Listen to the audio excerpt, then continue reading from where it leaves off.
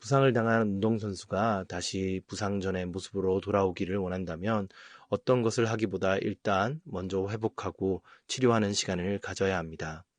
그 회복의 기간 동안 휴식을 취하고 영양을 잘 공급받고 또 치료받는 것을 마무리 지은 후에야 운동과 연습하는 것이 그에게 다시 도움이 됩니다.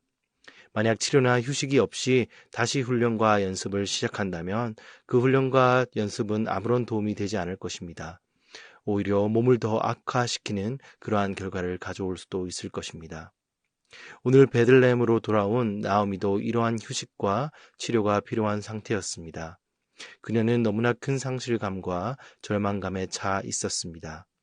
지난주 본문 말씀에서 살펴보았듯이 그녀는 자신의 이름을 말하라고 부르라 하며 사람들에게 말할 정도로 아들들과 남편을 잃은 슬픔에 아무것도 할 수 없었음을 보여준 것입니다.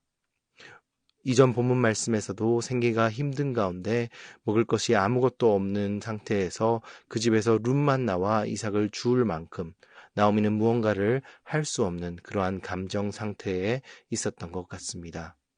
하지만 어제 본문 말씀부터 나오미는 다시 한번 움직이기 시작합니다. 어제 본문 말씀에서 살펴본 룻이 보아스를 통해 받은 선대의 헤세드를 체험하고 그녀에게 말하자 룻에게 보호하는 시어미로서 역할과 룻을 바른 길로 인도할 수 있는 어른의 조언을 나오미가 다시 일어나 룻에게 하기 시작한 것입니다. 아무것도 할 수 없는 상태에 있었던 나오미의 삶이 다시 회복되기 시작한 것입니다. 보아스가 보여주었던 헤세드의 선대함은 룻을 도와주는 데 그치지 않고 어제 본문 말씀에서 살펴본 것처럼 나오미를 다시 일으킨 그러한 영향을 주었던 것입니다. 그리고 오늘 본문 말씀 1절에서 나오는 말씀처럼 나오미는 다시 일어서는 데 그치지 않고 룻의 안식과 그녀가 받을 수 있는 복으로 그녀의 시선을 옮기는 것을 볼 수 있습니다. 자신의 절망과 좌절에서 일어난 나오미는 이제는 옆에 있는 룻이 복받기를 또 옆에 있는 룻이 축복받기를 원하는 다른 이를 축복할 수 있는 상태에 이르는 것입니다. 우리 공동체에서 우리는 힘든 상황 속에 고통당하는 지체들을 어떻게 다시 세울 수 있습니까? 그것은 나오미가 그녀의 절망에서 룻을 통해 본 보아스의 헤세드의 선대함을 경험함에 일어섰듯 하나님께서 우리에게 맡겨주신 우리 옆의 지체들을 하나님의 은혜를 우리가 나누는 일로 그들을 다시 세울 수 있음을 우리는 기억해야 합니다. 하지만 우리는 그러한 사랑을 줄 수 있는 능력과 힘을 가지고 있지 못함을 우리 스스로 잘 알고 있습니다. 왜냐하면 우리는 그러한 은혜와 사랑을 줄 수 있는 능력이 우리 안에 없기 때문입니다. 그렇다면 우리는 어떻게 도움이 필요한 지체들에게 헤세드의 은혜와 하나님의 사랑을 전할 수 있습니까? 그것은 하나님의 은혜를 말씀과 기도를 통해 먼저 체험하고 성령의 도우심을 먼저 경험해야 할 수 있음을 우리는 기억해야 합니다. 보아스의 선대를 경험하기 이전 룻은 나오미를 도울 수 있는 상태가 아니었습니다. 왜냐하면 그녀도 나오미처럼 남편을 잃은 희망 없는 여인이었기 때문입니다. 하지만 보아스의 나눔을 받은 룻은 그 은혜를 나오미와 나눌 수 있었음을 기억해야 합니다. 누군가에게 받은 은혜가 그녀를 남에게 은혜를 나눌 수 있는 사람으로 만든 것입니다. 우리의 신앙생활 가운데 나 자신을 위해서도 하나님의 은혜를 반드시 경험해야 하지만 우리에게 맡겨진 우리 교회 안에 또 우리 옆에 형제자매 그리고 지체들을 위해 우리는 더욱더 하나님의 은혜를 경험함으로 그 은혜를 그들에게 나누고 그들을 다시 세울 수 있는 자가 되어야 합니다. 나오미의 회복함과 함께 오늘 본문이 보여주고 있는 것은 나오미의 조언을 따라 회복을 향한 결단을 내린 룻의 행동이었습니다. 2절에서 5절 말씀에서 나오미는 보아스가 기업 물을 자, 즉 죽은 아들을 대신해 룻을 아내로 얻어 대를 이어줄 고엘이 될 수 있는 사람임을 알았습니다.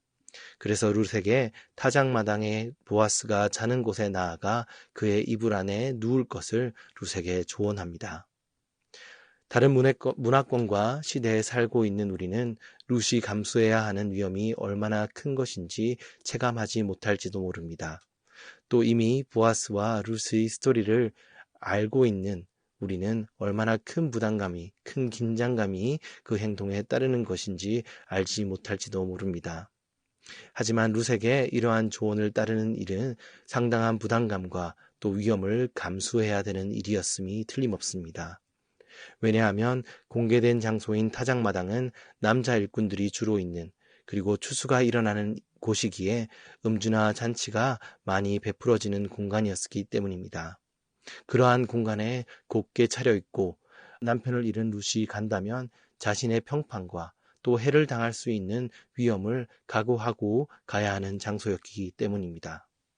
그러한 위험에도 불구하고 룻은 나오미의 조언에 따라 그 자리에 나아가 보아스의 자리에 눕고 보아스에게 자신이 기업 물을 자가 되어 달라고 말합니다. 오늘 본문에서 보여주는 룻의 결단은 룻이 자신이 감수해야 할 위험보다 룻 아내는 고해를 찾아 회복에 이르려는 더 큰 갈망이 그녀의 안에 있었다는 것을 보여줍니다. 그 청을 들은 보아스는 룻을 다시 한번 선대합니다. 그리고 그보다 더 가까운 친족이 기업 물을 자가 되기를 기뻐하지 않는다면 자신이 기업 물을 자가 될 것을 약속합니다. 룻의 회복을 향한 과감한 순종과 결단이 보아스의 약속으로 응답된 것입니다. 하지만 이렇게 좋은 결과보다 우리가 더 주목해야 할 것이 있습니다. 그것은 룻의 회복에 대한 갈망과 회복을 위한 결단이 그것입니다. 왜냐하면 우리 안에 하나님의 은혜와 그 은혜로부터 오는 회복함에 대한 갈급함이 우리 안에 부족할 때가 많이 있기 때문입니다. 은혜의 자리로 나아가는 데 있어 우리는 무엇을 감수할 수 있습니까? 우리에게 은혜의 자리로 나아가는데 조그만한 불편함과 부담과 또 바쁘다는 핑계가 룻이 감수했던 위험과 비교한다면 한없이 작은 것임에도 불구하고 우리는 하나님께서 우리에게 예비하신 회복과 은혜의 자리에 나아가는 것보다 우리의 편안함과 우리의 우선순위를 더 앞세우고 있었는지 우리는 돌아보아야 합니다. 보아스에게 나아갔던 룻은 보아스에 대한 100%의 확신은 없었을 것입니다. 그리고 그녀는 우리보다 더 큰 위험을 감수했음에도 불구하고 그녀에게는 회복의 자리로 나아가 그 기회를 찾는 것이 더 우선순위였던 것 같습니다. 우리에게는 룻이 없는 희생과 결단을 더 쉽게 내릴 이유가 있고 또 우리에게는 도움 주시는 분이 있습니다. 그것은 주님이 약속의 말씀을 통해 우리에게 회복을 이미 약속했기 때문입니다. 그리고 우리 안에는 성령님께서 항상 우리를 도우시기 때문입니다. 오늘 말씀을 묵상하며 우리 삶 속에 회복이 필요한 그 자리에서 룻이 보아스를 찾아갔던 것처럼 우리도 주님의 신실함을 의지함으로 주님의 회복의 은혜를 또 그 은혜를 받는 자리로 나아갈 수 있는, 결단할 수 있는 우리 모든 지체들이 될 수 있기를 주님의 이름으로 축원드립니다.